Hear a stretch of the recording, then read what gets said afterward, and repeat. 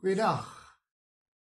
Vandag wil ek nou die vraag probeer beantwoord waaroor daar so baie geworstel word in teologiese en filosofiese kringe, wat staan bekend as die Teodisee vraag.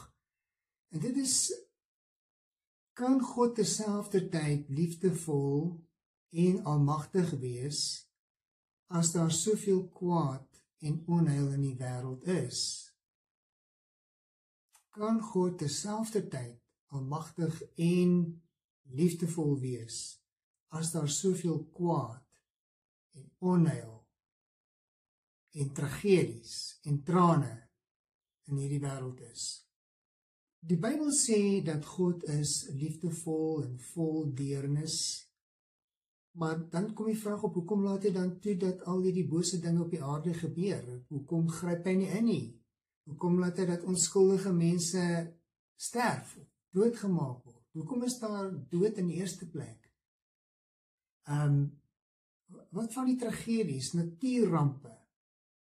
Die wêreld gaan gebuk onder ewel, kwaad, misdadigheid, wreedheid, natuurrampe, pyn en dood. As God liefdevol is, hoekom laat hy dit toe? Party mense sal antwoord en sê, ja nee, hy is liefdevol, maar hy is nie in staat om dit te keer nie. Hy kan dit nie keer nie. Nou, as dit die geval is, dan is hy nie regtig almagtig nie, en dan beteken dit dat ons het nie regtig 'n basis om op te staan, om te vertrou nie. Die beloftes wat hy gemaak het in sy woord, kan hy dalk nie gestand doen nie, want hy is nie almagtig nie, en iets of iemand gaan hom kan keer. Dit kan nooit so wees nie, dit is nie reg nie. Maar aan die ander kant, as hy almagtig is, hoekom keer hy dan nie al die ewels? Hoekom tree hy nie in nie? Hoekom bring hy nie 'n einde aan dit wat ons sien om ons smart en lyding, pyn, dood, tragedies, tsunamies, aardbewings? Hoekom maak hy nie einde daaraan nie, as hy almagtig is? Nou, die antwoord op hierdie vraag gaan dalk vir jou skokkend wees, en ek dink dit wat ek gaan sê, gaan dalk baie van my luisteraars ontstel. Maar ek kan met gaan op dit wat die skrif vir ons leer, en dit is nie altyd dit wat ons geleer is in die tradisionele kerke nie. Dit klink skokkend, maar hoor wat ek te sê het. Ons moet gaan na die skrif en kyk wat sê die Bybel oor hierdie onderwerp. In die eerste vers wat by my opkom, of wil ek net eers hierdie stelling maak, en dis die skokkende stelling wat jy miskien nie gaan wil aanvaar nie. Dit is dat God is die outeur en die skepper van kwaad. Hy is in die eerste plek, soos hulle in Engels sê, the original cause. Hy werk baie keer deur mense, en hy laat mense toe om dinge te doen, maar die oorspronklike oorsaak, die original cause, is God. Hy is die skepper van onheil. So verkeerd as wat dit mag klink in ons oë, dat ons dit nie wil aanvaar nie, maar God is mos 'n goeie God, maar hoe kan dit wees? Luister aan, hoor my uit. Jesaja 45 vers 7 sê, praat van God, die een wat lig vorm en duisternis skep, wat voorspoed bewerk en onheil skep. Daar staan dit. Hy is die ene wat onheil skep. Dit staan in die Bybel. Jesaja 45 vers 7 is nie die enigste vers op nie. Ander ook, ek verwys jy na Jeremia 31 vers 2, wat sê, maar ook hy is wys, dis nou God. Hy is wys, en hy bring onheil. Hy bring onheil. Amos 3 vers 6 sê, as daar teenspoed in 'n stad is, het die Here dit nie gedoen nie? Hy vra daai retoriese vraag. En die antwoord is ja. Hy het dit gedoen.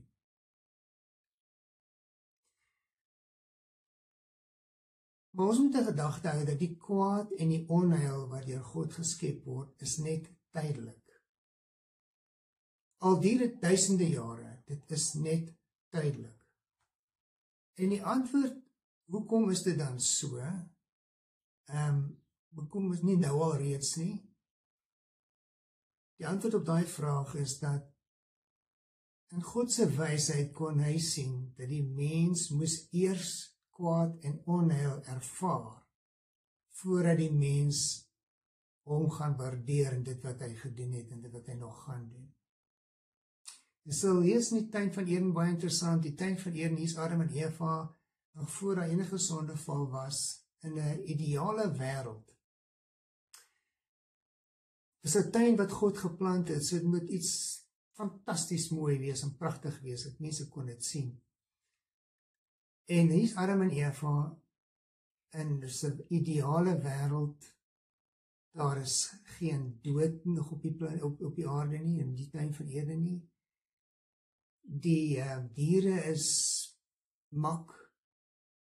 Dit lyk vir my daar was nie uiterste koue of hitte nie, want hulle het nakend rondgeloop, dit hulle nie geplan nie, maar jy kry ook nie dat hulle God prys nie. Jy kan nie dat hulle vir God sê, baie dankie, dis 'n pragtige tuin nie. Hoekom nie?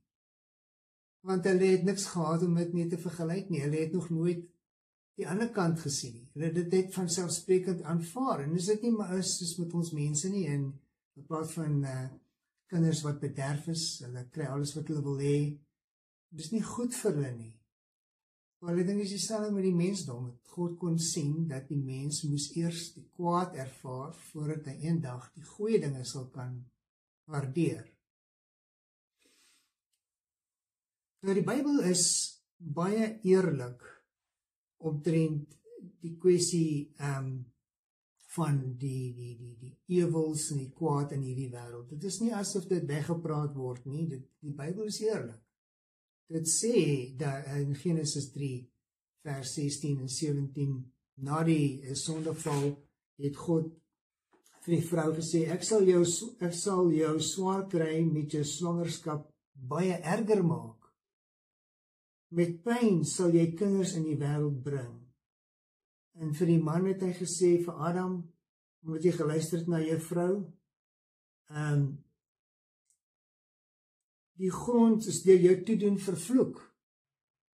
Hy sê, met swaar kry sal jy daarvan eet, solank jy leef, en dorings en dissels sal dit vir jou laat uitspruit, en jy sal veldplante eet, en met sweet aan jou gesig sal jy brood eet, totdat jy terugkeer na die grond, want daaruit is jy geneem. Ja, stof is jy, en tot stof sal jy terugkeer, so daar het God dit bepaal, dat die mens sal sterf. Die liggaam wat ons tans het, gaan sterf en word weer stof.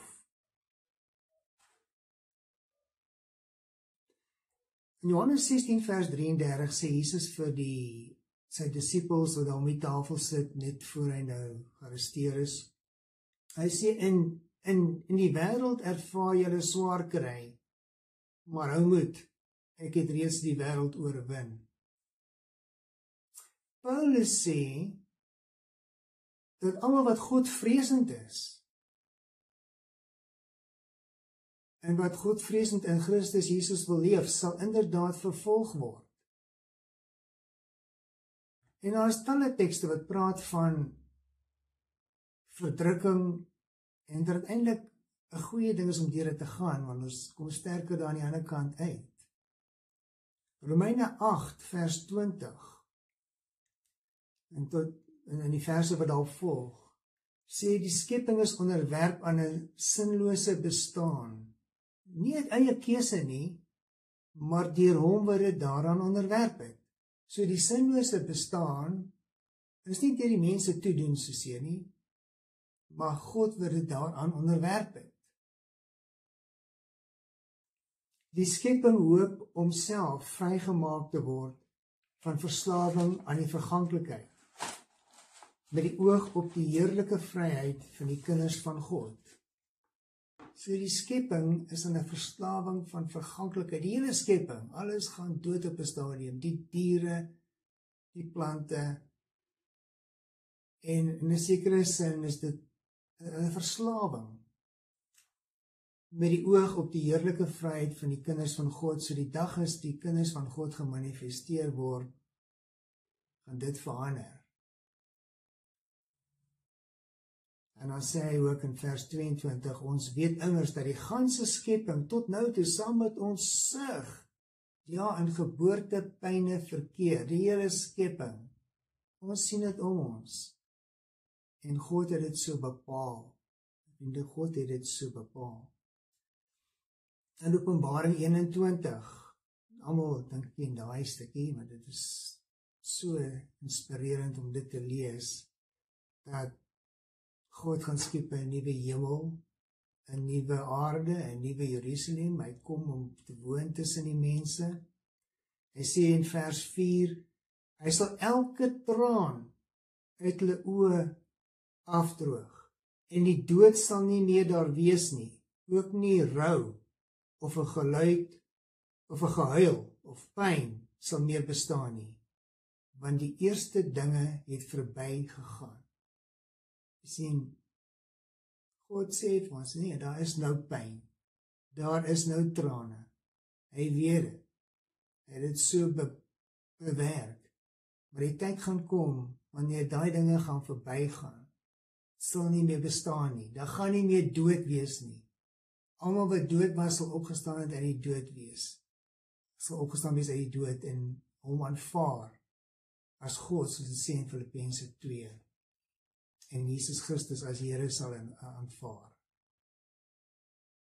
So, alles is tydelik, alles is daar met 'n goeie doel, dis 'n liefdevolle God wat nou ewel toelaat in hierdie wêreld. Maar hy sê ook, Paulus wat sê in Romeine 8, ek is oortuig daarvan, dat die lyding van die huidige tyd nie vergelyk kan word met die heerlikheid wat bestem is om aan ons geopenbaar te word nie. Daar is geen vergelyking nie, sê hy. Dit wat ons nou ervaar, so erg as wat dit is, sal eintlik maar nietig wees in vergelyking met dit wat in ons geopenbaar gaan word en wat sal aangaan en aangaan vir eeue en eeue en eeue, wat ons dit sal kan geniet. Dus die antwoord op die vraag, kan God almagtig en terselfdertyd liefdevol wees as daar soveel kwaad en onheil in die wêreld is? Ja. Ja. Want hy het dit doelbewus so bewerk, vir 'n goeie rede, vir die mense eie voordeel, en tot verheerliking van sy naam, kan ek ook maar byvoeg. Maar dit is net tydelik, die tyd gaan kom, wanneer hy 'n nuwe wêreld gaan skep, en al hierdie ewel en kwaad gaan nie meer bestaan nie. En almal gaan dit waardeer. Daai heerlike wêreld, waarvan ons nie eens kan droom nie. Ons gaan dit waardeer, en ons gaan God waardeer, en ons gaan Jesus Christus waardeer. Almal gaan, die hele mensdom, almal, die hele skepping eintlik as dit ware, gaan dit waardeer, en sy lof besing.